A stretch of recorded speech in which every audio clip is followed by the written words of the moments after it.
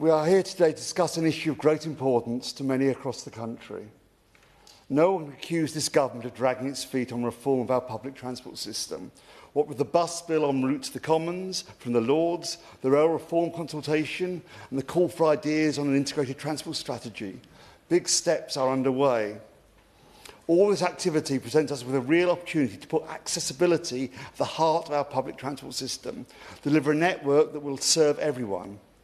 However, the devil will be in the detail. It's incumbent on the government to move on from lofty rhetoric to the hard reality of making our transport system accessible. Over 60 million people in the UK have a disability, representing around a quarter of the total population. Those living with a disability take 28% fewer journeys than those who do not, which is a telling indictment of our current provision.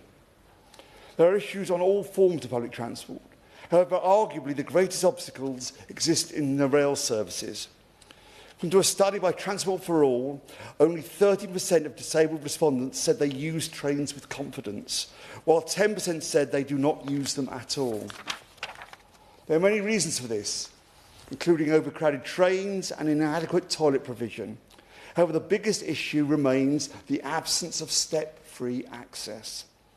Currently, only about a quarter of train stations are fully step-free from street to platform, making much of the rail network unusable for wheelchair users, incredibly difficult for those with other mobility issues, not to mention those with pushchairs or luggage. We need to address this problem of step-free access. Government has made some progress on this in recent years, but by no means enough, by the Access for All scheme. Since its inception in 2006, it has provided step-free access to around 300 stations, something that should be acknowledged. I was very proud to recently cut the ribbon at the new Motsford Park station, which is now fully step-free for the first time in its 100-year history. After a decade-long campaign by local Lib Dems and efforts by my predecessor, we finally achieved what local Tories in Wimbledon said was impossible, delivering a station of which all users could take advantage. Because despite such successes, the Access for All scheme has failed to deliver on its potential. Just don't take my word for it. In May 2024, the current Rail Minister, Lord Hendy, then Chair of Network Rail, said Access for All had significantly underperformed over the previous 5 years when it stalled under the previous government. Of the 149 schemes due to be completed in that period, only 77 actually were. And for that, what seems to be a first for a government infrastructure project, there was an underspend of £99 million. In answer to a written question, I have been informed that an internal review into the shortcomings in the scheme has been conducted, but has not been released. Can I therefore ask the government to publicly commit today to doing so?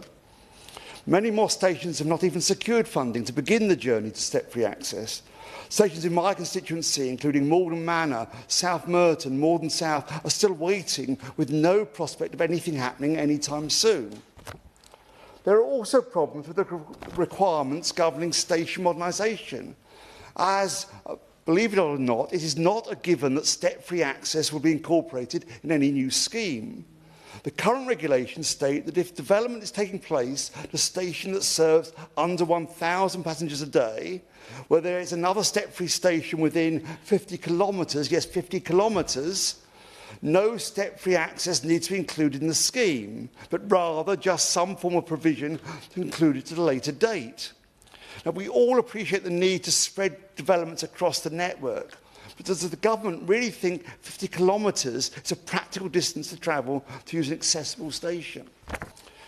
Turning to developments, furthermore, if development is already taking place, surely this is the ideal time to ensure the station is step-free, instead of causing disturbance at a future date. Wimbledon Chase, in my constituency, is about to undergo a major redevelopment. However, step-free access is not being provided. This makes no sense. I understand the previous government conducted a consultation on potential changes to the regulations. Can I ask today whether the government plans to move forward on this issue? The issue is not only the lack of step-free access, even when there is provision, it is often unreliable. It is clearly unacceptable for those who rely on step-free access to plan their journeys based on the limited number of stations available, to only discover on arrival that the lift is out of action. The Office of Road and Rail found from April to October last year there were over 5,000 lift faults on the network, an increase of 9% on the same period the previous year. Furthermore, there's been a deeply concerning increase in the number of entrapments.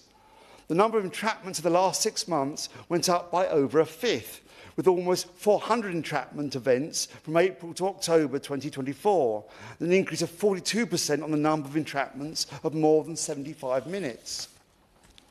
The situation on the London Underground last year was even more appalling. Only 92 out of 272 London Underground stations are step-free, but often these are out of action, not just from faults, but due to lack of staffing. A recent Lib Dem FOI request showed there were 1,254 incidents last year, totalling 6,197 hours when the lifts were working perfectly well, but trained staff members were not there, meaning those who rely on them cannot use the station. Wimbledon Park Tube Station in my constituency has the highest number of incidents, with the lifts not working on a shocking 132 occasions. This was not always the case. In 2015, there were only 65 occasions across the whole year. Things deteriorated from that point, and in 2019, the Mayor of London told the London Assembly he had been clear with Transport for London that these instances must be further reduced. Sadly, that did not happen. The situation has continued to deteriorate year on year. I appreciate this is primarily a matter for the Mayor, but will the government please raise this issue with him? Time is short.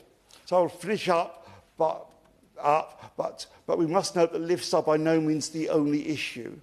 Even if individuals can reach the platform, boarding the train is often incredibly difficult. 67% of station platforms are too narrow for wheelchair users to turn at the base of a ramp. It is estimated that only 2% of stations, just 2% of stations, actually have level boarding between the train and the platform. This is simply not good enough. It is clear the government needs to take urgent action on all of this. There's a desperate need to get our economy growing, and ensuring our infrastructure is accessible should play a key part in this. We hear today that the government is reviewing the benefit system to get more people back to work. Surely they see that making public transport accessible is a crucial part of that endeavour. Accessibility is not just a good to have, it is vital to creating a more inclusive and more productive country. I hope the government is listening. Thank you. Thank you.